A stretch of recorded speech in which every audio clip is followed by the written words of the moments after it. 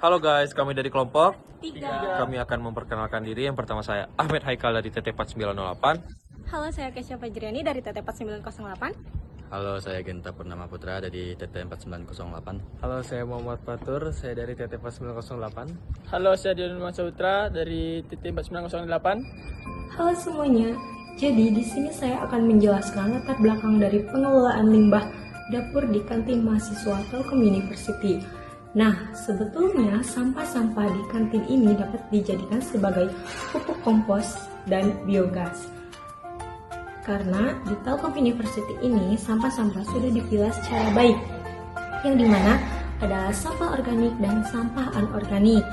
Namun, ada beberapa juga yang menghambat kelancaran semua ini, di mana masih banyak mahasiswa yang tidak memiliki kesadaran penuh akan sampah, yang dapat mengakibatkan pencemaran lingkungan serta pencemaran udara. Lalu, kita juga memiliki metode penelitian. Nah, metode penelitian kami adalah secara kualitatif deskriptif, yang dimana kami melakukan observasi ke kantin Telkom University, lalu kami melakukan wawancara kepada setiap mahasiswa yang memiliki kesadaran akan sampah. Nah, selanjutnya ada beberapa video yang dapat kami sampaikan melalui wawancara dari setiap mahasiswa. See you! Kami Bang dari jurusan Teknik Telekomunikasi. Jadi pertanyaannya Bang, menurut pengamatan Anda, berapa sering Anda melihat atau merasakan masalah penggunaan limbah organik, contoh sisa makanan, kulit buah, sayuran di area kantin? Apakah menurut Anda ini adalah masalah yang serius di kampus kita? Untuk organik di area kantin cukup dibilang jarang ya.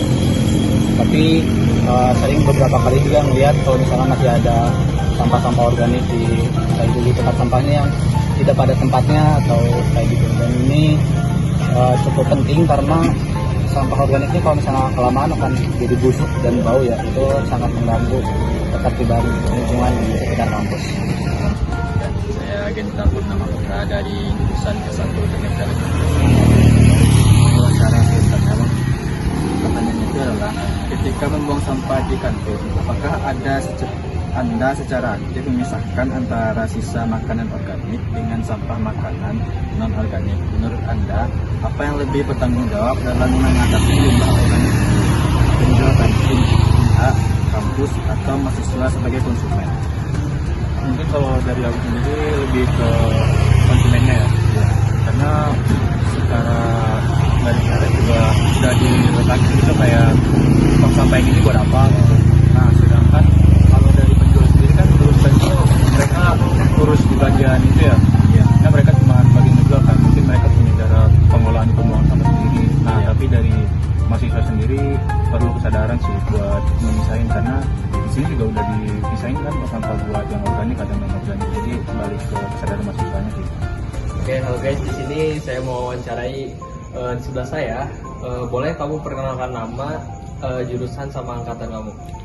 Oke, jadi nama aku Muhammad Reza Ferrando, aku dari jurusan S1 MBTI dari angkatan 2025. Oke, namanya Reza ya. Boleh aja, aku mau ngasih pertanyaan nih.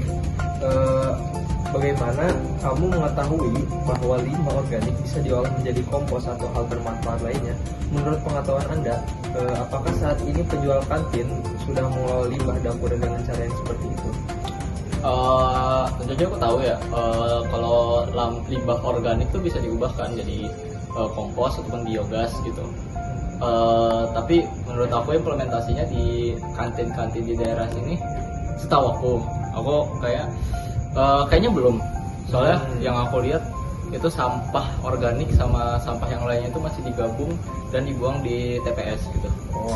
Nah gitu guys, jadi hasil yang telah kami simpul secara keseluruhan, hasil implementasinya adalah masalah limbah organik di kantin bukan disebabkan oleh kurangnya fasilitas atau pengetahuan, melainkan karena kurangnya kedisiplinan konsumen, mahasiswa dalam memilah sampah dan belum adanya sistem pengolahan lanjutan yang mengubah limbah tersebut menjadi produk bermanfaat.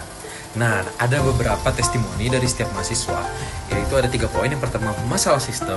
Yang kedua, tanggung jawab kita. Yang ketiga adalah dampak nyata.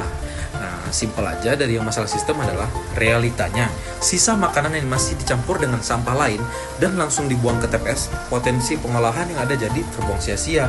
Lalu yang kedua, pada tanggung jawab, padahal tempat sampah sudah dipisah, organik maupun non-organik. Sebagai konsumen, kuncinya ada di kesadaran kita sendiri untuk mau memilih saat membuang.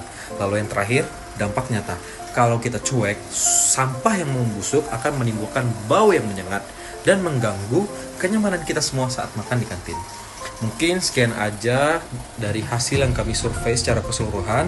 Penyediaan fasilitas itu penting, tapi aksi nyata kita untuk memilah adalah yang utama. Yuk jaga kenyamanan kampus kita. Bye-bye.